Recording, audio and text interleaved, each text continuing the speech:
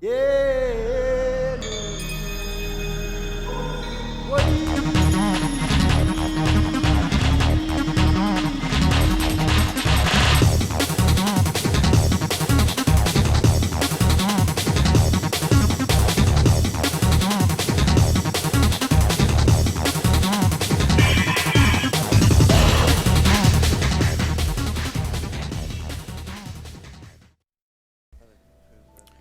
Hello everyone, I decided to do a review on Dead Rising 2. Most of this review is gonna be over, I can say single player and co-op because technically there's no difference except you have one extra person with you and that's about it. Um, Short story is it's 5 years after the first day of Rising. You're a former motocross champion, Chuck Green. Blah blah blah. He's in some reality show. It's called Terror is Reality. He's only doing this to pay for this crap called Zombrex, which is like a drug to stop the zombification process.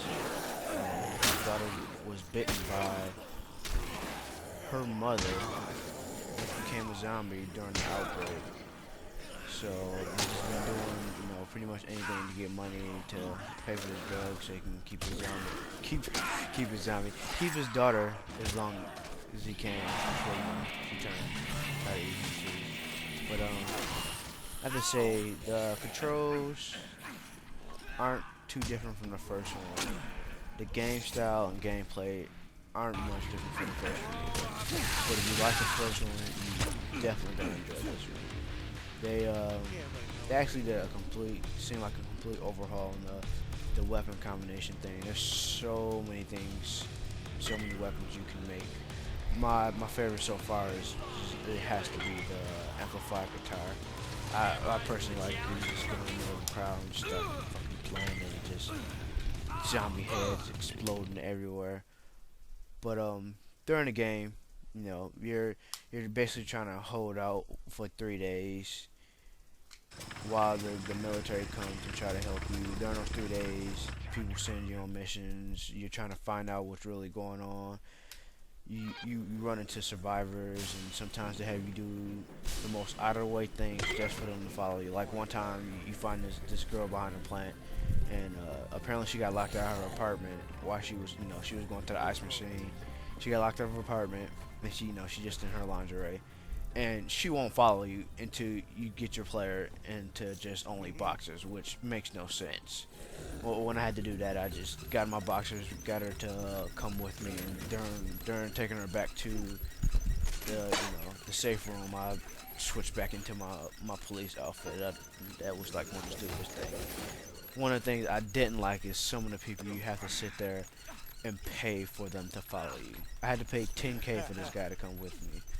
Another group, you have to pay 10K to get into a poker game, and I believe you have to actually win the poker game for the three people to follow you.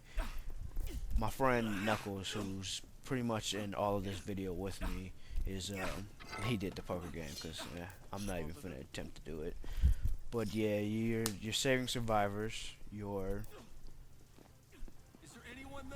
fighting psychopaths, which is they're all right in this one. Like my friend was saying, they're not as memorable as the ones from the first one.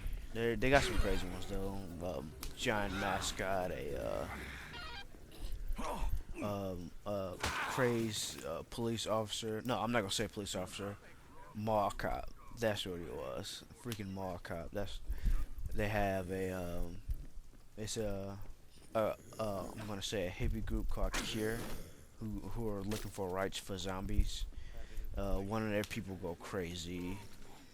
You have this. I couldn't even tell you what this lady was. She wearing like some bondage stuff, but she's a psychopath. But it's weird because during her fight, it's not really a fight because you don't fight her, and after you're done with her, you can pretty much take her back to the safe room as a survivor. one mission, you after you beat the main boss, the main psychopath, you can either kill or tame the lion. And the lion actually come with you, and that damn lion can fucking rip some zombies apart. And the weird thing is, you can actually give the lion to your daughter as a present. Who the hell gives their daughter a full-grown lion? That's that's just fucking stupid. But I have to say, because I beat the game on co-op a few days ago, and I have to say I enjoyed it. I'm replaying it again. I'm probably gonna be replaying it for a couple more times because I'm trying to get every achievement they have on it. One thing I didn't like is I know they have a lot of selection with the clothes and cosmetic clothes you can get, but it still didn't seem like enough. I was just looking for some plain jeans and a plain hoodie, almost like what the looters wear on here, but I couldn't find it. I was a little disappointed when I didn't see I believe I'm not gonna say 7 days. I think it was 7 or 5 day mode on the first one where you actually had to survive that long in like one playthrough, and I was looking forward to that, and I completely think they just took it out. It's like not there at all. There's a thing called overtime mode, but it's really not overtime. It's just pretty much continues a little bit after the story. You do a certain specific choice in the main game. When you read the game, your character still, he still has all his project stuff when it comes over to him to save. So you pretty much like two-shotting bosses, but just to get through it quicker and stuff. What else? Some of the psychopaths seem like they went crazy for the wrong reasons. Some of the survivors are idiots on why they won't follow you for the first place. The selection of weapons is good. Missing different game modes. Also, one thing I saw in the first one that they didn't have in this one is in the first one, if you beat the game and did certain things, you got a Mega Man blaster and the Mega Man sword, and the blaster was like, I believe it was an infinite weapon, and it was like an overpowered weapon that could like one-shot bosses. I mean, they didn't have to give us something that could just be so OP, but I was looking for something that almost had infinite ammo to it, or some kind of special weapon after beating the game. The most I saw is my friend Knuckles. He got some armor, but it was just purely cosmetic. It didn't help him with his defense or not. It didn't help with his defense at all. And pretty much I'm gonna have to give this game a good review. I enjoyed it, and gonna continue to play it. I'm gonna see what they're gonna have for downloadable content, and hopefully it's something pretty good.